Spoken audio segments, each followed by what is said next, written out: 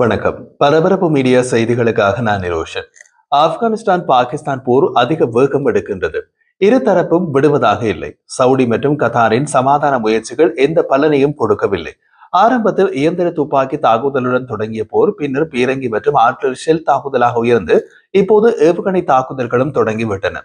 பாகிஸ்தான் ராணுவம் உளவு தகவல்களின் அடிப்படையில் எல்லைக்கு அப்பால் ஆப்கானிஸ்தானுக்குள் அமைந்துள்ள ராணுவ இலக்குகள் மீது தாக்குதல்களை அதிகரித்துள்ளது. ஆப்கானின் நயீம் நகரில் உள்ள டெக்ரிக் இ தாலிபான் பாகிஸ்தான் டிடிபி இயக்கத்தின் பயிற்சி முகாமை பாகிஸ்தான் ராணுவம் தாக்கியதை பாதுகாப்பு வட்டாரங்களும் உறுதிப்படுத்தின. டிடிபி இயக்கத்தின் இந்த பயிற்சி முகாம் பாகிஸ்தானில் உள்ள குர்ராம் பகுதியில் நடந்த தாக்குதல்களுக்காக டிடிபி இயக்கத்தினர்களுக்கு பயிற்சி அளிக்க பயன்படுத்தப்பட்டது என்கிறது பாகிஸ்தான் ராணுவம். இது ஒரு மிகப்பெரிய தாக்குதல் ஆயுதங்கள் எவை என்ற தகவல்கள் வெளியிடப்படவில்லை. தாக்குதலுக்குள்ளான ஃபிட்னா அல் கவாரிஜ் ராணுவ பயிற்சி முகாம் முற்றிலுமாக அளிக்கப்பட்டது என்கின்றது பாகிஸ்தான் ராணுவம். அப்படியானால் இது ஏவுகணைகள் மற்றும் பல ஆர்டிலரி சிஸ்டங்களால் நடத்தப்பட்ட தாக்குதலாக இருக்கலாம். ஃபிட்னா அல் கவாரிஜ் ராணுவ பயிற்சி முகாமில் நூற்றுக்கணக்கானவர்கள் இருந்திருக்க வேண்டும். ராணுவ பயிற்சி முகாம் முற்றாக அளிக்கப்பட்டது என்றால் அவர்களது கதி என்னவென்று தெரியவில்லை. இது கடந்த சில மோதல்களுக்கு ராணுவத்தின் கவனம் செலுத்திய மற்றும் தொழில்துறை பதிலடியை எடுத்து காட்டுகின்றது. ஷம்ஷாத் போஸ்டில் நடந்த தீவிரமான தாக்குதலில் ஆப்கான் ராணுவம் 1 மணி நேரத்திற்குள் பாகிஸ்தானின் 4வது ராணுவ டேங்க் நிலையை அளித்ததாக தாலிபான் கூறுகின்றது. மறுபக்கத்தில் பாகிஸ்தான் ராணுவம் ஆப்கானிஸ்தானின் கோஸ்ட் மாகாணத்தில் நர்சஹார் போஸ்டில் உள்ள மற்றொரு டேங்க் நிலையையும் டேங்கர்கள் மற்றும் அவற்றுடன் இயக்கும் குழுவினருடன் சேர்ந்து அளிக்கப்பட்டதை பாதுகாப்பு வட்டாரங்கள் மேலும் உறுதிப்படுத்தின. இருதரப்புமே எதிர்த்தரப்பின் ராணுவ டேங்களுக்கு அதிக முக்கியத்துவம் கொடுத்து அளிக்கின்றன. அதற்கு காரணம் உண்டு. இங்கு நடக்கும் பிரதான போர் தரைப்போர்தான். ஆப்கான் தாலிபான்களிடம் போர் விமானங்களும் இல்லை. கடல் எல்லை இல்லாத ஆப்கான் தாலிபான்களிடம் கடற்படையும் இல்லை.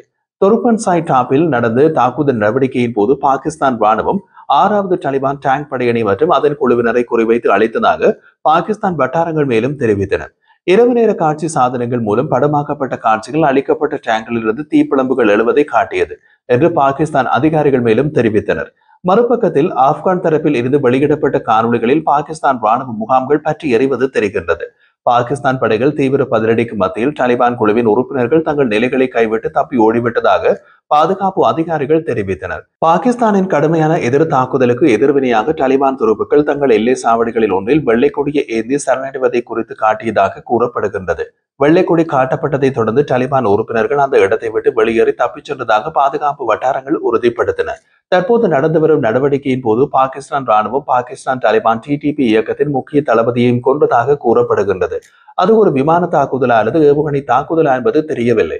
நேற்று செவ்வாய்க்கிழமையிலிருந்து பாகிஸ்தான் தாலிபான் இலக்குகள் மீது விமான தாக்குதல் எதையும் நடத்தவில்லை. தாலிபான் ராணுவம் மற்றும் அவர்களது துணைப்படைகள் ஆகிய இரண்டும் பீதியிலும் குழப்பத்திலும் இருந்ததாக அவசரமாக தங்கள் பதவிகளை கைவிட்டதாகவும் பாகிஸ்தான் தரப்பில் கூறப்படுகிறது.